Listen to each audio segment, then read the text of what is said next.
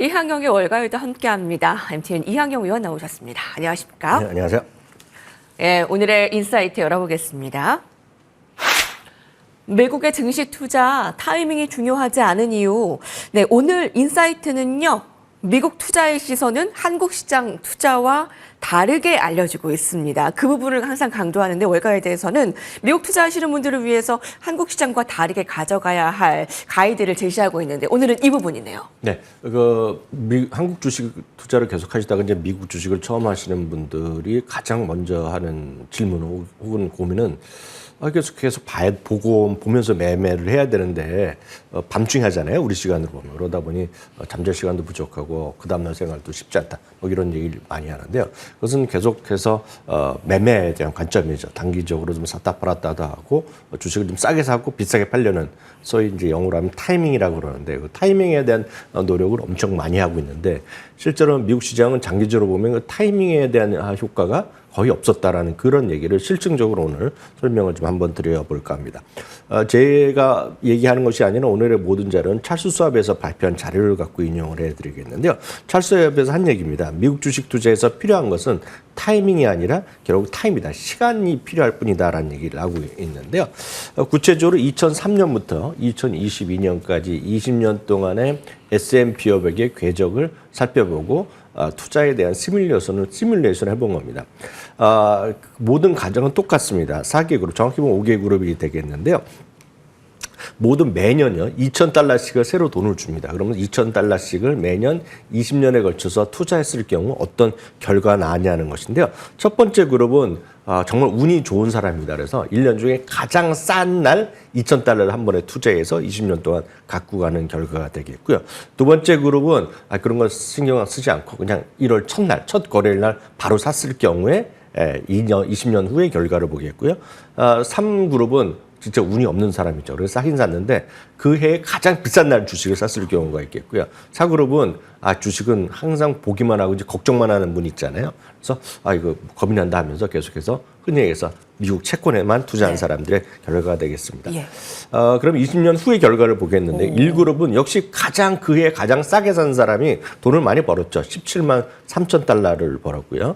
2그룹은 16만 1,000달러가 되겠고 심지어는 가장 비싼 날을 샀던 사람들도 모았더니 14만 1,000달러가 됐다는 것입니다. 그리고 4그룹은 이제 당연히 채권이니까 형편없는 수익이죠. 6만 3천 달러인데 오늘 여기서 의미하는 것은 1그룹과 2그룹의 차이가 거의 안 난다는 겁니다. 그래서 여러분들 정말 운이 좋아서 정말 능력 있고 정말 타고난 재주가 있어서 하루에도 마찬가지, 일주일도 마찬가지, 한 달도 마찬가지입니다. 제일 싼 날 주식을 살 수만 있다 그러면 그분들이 가장 행복하지만 저도 알고 여러분들 알고 전부 다 아시잖아요. 그런 경우는 인생에 이렇게 나타나지 않거든요. 그러니까 결국은 그냥 가장 첫날 샀건 돈이 생길 때 샀을 경우가 가장 유효한 투자 전략이었다는 것을 실증으로 보여준다고 보시면 되겠습니다.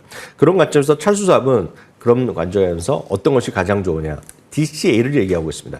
DCA라는 것은 영어로 보면 달러 코스트 에버리지입니다. 그래서 달러를 정확하게 이제 가장 평균 가격에 산다는 얘기인데 풀어서 얘기하면 한국식으로 표현하면 적립식 분할 매수 전략이 최고라는 얘기를 하고 있습니다. 아시다시피 가장 싼 날을 알 수도 없고 가장 비싼 날도 알 수도 없고 중요한 것은 미국 주식은 꾸준히 우상향 했기 때문에 일정 수준 한 번이 됐건 두 번이 됐건 12번이 됐건 나눠서 샀을 경우 찰수학 같은 경우에는 1년 12번에 나눠서 여러분들이 생각하는 첫날에 사건, 말일날 사건, 월급날 사건 간에 계속해서 꾸준하게 분할 매수하는 것이 결국은 가장 합리적인 선택이라는 얘기하고 있겠고요. 그런 관점에서 특히 적립식 분할 매수가 가장 유효한 전략, 합리적인 성향인 것은 세 가지 이유를 얘기하고 있습니다. 첫 번째는 미루는 것을 방지할 수 있다는 겁니다. 미룬다는 것은 오늘 살까, 내일 살까, 조금 더 기다려서 살다 보면 주식이 올라간 경우가 많았잖아요. 네. 그것이 이제 시간과 비용을 오히려 기회비용을 줄인다. 그래서 스트레스를 줄일 수 있다는 얘기가 되겠고요. 두 번째는 후회를 최소화한다는 얘기죠. 항상 산 다음에 보면 비싸게 샀다고 후회하고 싸게 팔았다고 후회하고 이런 것들이 있지 않습니까? 그러니까 결국 보면 찰스 수업이 하는 얘기는 후회를 최소화할 수 있다는 얘기하고 있고 세 번째가 가장 중요한 건데 타이밍의 유혹에서 벗어날 수 있다는 얘기합니다. 이 타이밍의 얘기는 워런 버핏하고 수많은 구루들이 많이 얘기하는 것인데요. 타이밍을 해서 돈을 벌 수 있다고 그러면 정말 난 사람이죠. 그렇지만 그런 경우가 거의 없었다는 것을 아마 여러분들 잘 아실 것 같습니다. 그리고 정말 이렇게 얘기하는 사람이 결국은 알고 보니 다 사기꾼 같은 사람이라서 뭐 감옥 가고 그런 사람 여러분 숱하게 주위에서 많이 왕왕 보시잖아요. 그래서 타이밍의 유혹에서 벗어난다. 이런 세 번째의 세 가지의 그런 장점을 보신다 그러면 늘 말씀드리지만 미국 주식은 좋은 주식에 대한 판단 그리고 신뢰, 믿음 그런 것 같고 좀 시간을 갖고 꾸준하게 장기적으로 분할 매수하는 것이 돈을 버는 가장 지름길이다라는 점 다시 한번 오늘 실증적으로 정리해드렸습니다. 운 좋게 저점에서 매수를 했던 분이나 아니면 내가 지금 오늘 매수를 해서 쭉 가지고 있던 분이나 1그룹, 2그룹의 결과는 그렇게 다르지 않았네요. 예, 그래서 미국 주식 투자에 필요한 것은 타이밍이 아닌 시간. 예, 오늘 찰스 슈왑의 미국 투자 시선 알아봤습니다. 조언 전략 여러분 미국 투자하시는데 도움 되실 것 같고요. 오늘의 헤드라인 함께 보도록 하겠습니다. 야후 파이낸스입니다. 미국의 소비 심리가 꽁꽁 괜찮을까요? 오늘 뉴욕 증시 상승을 제안했던 재료입니다. 관세 정책과 인플레이션에 대한 우려가 높아지는 가운데 미국인들의 소비 심리를 보여주는 소비자 신뢰 지수가 4개월 연속 하락했습니다. 네. 소비자의 심리라든가 신뢰를 판단하는 지표들이 몇 가지 있습니다. 미국에서 대표적인 것이 미시간 대학에서의 소비자 심리 지수가 있겠고요. 역시 민간 기관인데요. 컨퍼런스 보드에서 하는 소비자 신뢰 지수가 있습니다. 이 소비자 컨퍼런스 보드의 소비자 신뢰는 전 세계를 해당하고 있기 때문에 우리나라에서도 이런 것들을 지수가 우리나라도 1년 한 달에 한 번씩 나온다는 걸 여러분 잘 아실 것 같습니다. 바로 이 지수가 쉽게 해서 소비자 신뢰 지수, 종합 지수라고 보시면 되겠는데요. 2021년 1월 이후 최저가 나왔습니다. 4년 만에 최저가 날 정도로 소비자들의 신뢰, 시장에 대한 미래에 대한 것이 좀 불명확해지고 있다라고 보셔야 되겠습니다. 다만 오늘 이거보다 더 충격적인 것은 소비자 신뢰 지수의 이제 하부 설문조사들이 있는데 그 중에 하나가 소비자 기대 지수라는 것이 있습니다. 소비자 기대 지수는 쉽게 얘기해서 상대적으로 단기 전망에 반영되는 것이라고 보셔야 되겠고요. 오늘 65.2라는 충격적인 수치가 나왔는데요. 네. 이 기대 지수라는 것은 응답자들한테 역시 똑같이 물어보는 건데 향후에 소득이 어떻게 될 건지, 그리고 너희들이 하는 사업이 어떻게 될 건지, 그리고 너희들이 지금 속해 있는 고용시장이 어떻게 될 것인지, 심지어 여기에 주식도 물어봅니다. 주식이 앞으로 1년에 어떻게 될지 이런 것 등등을 모아보는 것이 기대 지수가 되겠는데요. 일반적으로 100 이하가 되면 우리가 해석할 때 이렇게 하시면 돼요. 기대 100 이하면 어떻게 우리가 해석하냐면 소비자의 신뢰도가 낮고요. 경제 둔화 가능성이 높고 또 고용도 불안정하고 제가 아까 말씀드린 것들의 항목을 아래 안 좋게 보면 되는 것이 되겠고요.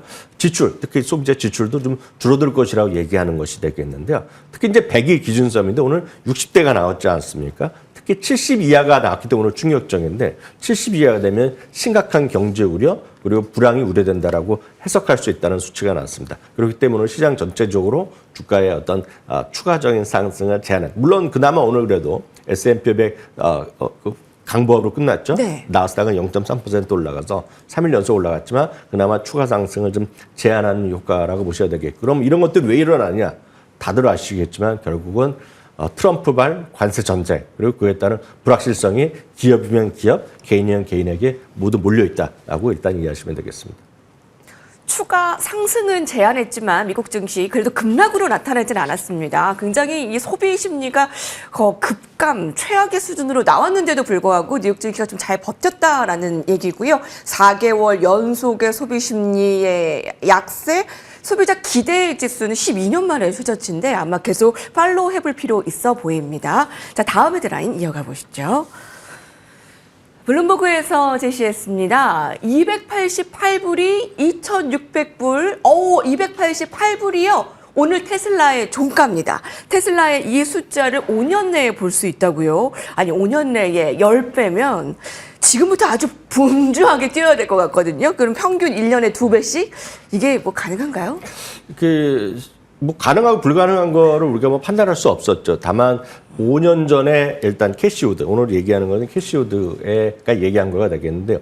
5년 전에도 5배 정도 간다고 했는데 그 전에 보면 맞춘 적도 있다라고 보셔야 되겠습니다. 다만 이 부분은 증권사에서 하는 제시가 하는 것이 아니라 바이사이드, 정확하게 이제 자산 운용 쪽에서 얘기하는 거기 때문에 일반적인 증권회사에서 제시하는 목표가 개념과는 약간 다르다고 보셔야 되겠고요. 그럼 2,600달러가 처음 제시했네요. 그건 아니고요. 작년에부터 2,600달러를 똑같이 제시하고 있다고 보셔야 되겠습니다. 그럼 오늘 블룸버그에서 왜 오늘 기사가 났느냐?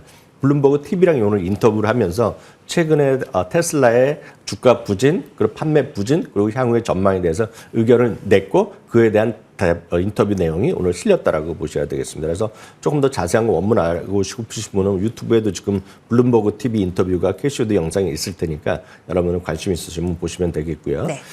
기본적으로 로보택시가 기본적으로 보면 이 회사의 앞으로 $2,600 가는 시기에 가치의 90%는 로보택시 나온다. 그래서 쉽게 얘기해서 자동차가 덜 팔린다고 해서 너무 걱정하지 말라. 그런 얘기를 하고 있다라고 보셔야 되겠고요. 또 하나는 이제 큰 틀에서 보면 옵티머스 있지 않습니까? 휴머노이드 로봇. 이 부분은 아직 $2,600에 반영도 되지 않았다라는 얘기를 하고 있습니다. 그렇기 때문에 추가적으로 갈 수도 있다라는 그런 기대감을 비췄다라고 보셔야 되겠습니다. 다만 지금 일부에서 걱정하는 거, 많은 분들이 걱정하는 것이 중국에서도 어렵고 뭐 유럽에서도 안 팔리고 이런 얘기 하고 있지 않습니까? 그래서 중국 전기차의 그러니까 BYD로 대표되는 중국 전기차의 고속 성장에 대해서는 이런 얘기를 하고 있습니다.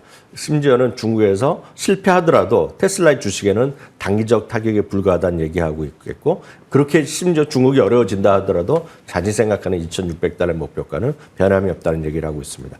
그래서 향후에 기대되는 투자 포인트는 많은 분들도 공감하실 것 같은데 좋아하시는 분은요. 주니퍼라고 얘기하는 모델 Y의 신형 모델 그리고 금년 상반기 중 캘리포니아, 텍사스에서 로보택시가 상업 서비스가 시작될 것이란 기대감 그리고 저가 모델에 대한 기대감이 있겠고요. 한편 이 로보택시가 바로 이제 출시되고 이제 돈을 벌기 시작하면 바로 이때부터가 10배로 가는 소위 기폭제가 될 수 있다는 얘기를 하고 있습니다. 한편 RBC의 의견 하나 더 말씀드리면 RBC는 지난주에 이제 440에서 $320로 한 25% 정도 목표 주가를 한 번에 훅 낮춰오면서 주가 하락을 주도하기도 했었는데 그렇지만 여전히 자기는 또 매수 의견 얘기를 하고 있겠고요. 네. 똑같은 요인입니다. 모델 Y의 신형 그리고 저가 모델의 출시에 대한 기대감 이런 것들이 있다라고 보셔야 되겠고요. 특히 이들은 다음 주이면 이제 1분기 인도량이 나올 텐데 인도량이 나오면서 실망스러운 인도량이 한번 확인되면 이제부터는 또 기대감을 볼 수 있다라는 그런 점. 어떤 면에서 보면 병 주고 약 주가는 얘기지만 네. 이런 얘기도 있다는 것도 참고하시면 좋겠습니다. 예, 테슬라의 그 역대 최고의 주가가 뭐 $400인가요? 예, 근데 $2,600 간다고 합니다. 자, 그래서 오늘 댓글창도 아주 뜨겁네요. 여러분, 볼슬라 사실 분 $2,600래요. 여러분, 테슬라 $2,600 가면요. 애플의 시총 3배임. 예, 그런데 유럽에서는 판매가 계속 좀 떨어지고 있다. 예, 어떻게 봐야 될까요? 테슬라 이 숫자를 5년 내 볼 수 있다는 캐시코드의 전망이었습니다. 자, 마지막 헤드라인 살펴보시죠. CNBC에서 보도했습니다. 배당 수익률 그리고 강력한 성장 콜라보인데요. 일단 배당 수익률을 2.5% 이상 바라보고 있고요. 강력한 성장까지 콜라보되어 있는 매수 등급 종목 오늘 소개를 해주신다고요.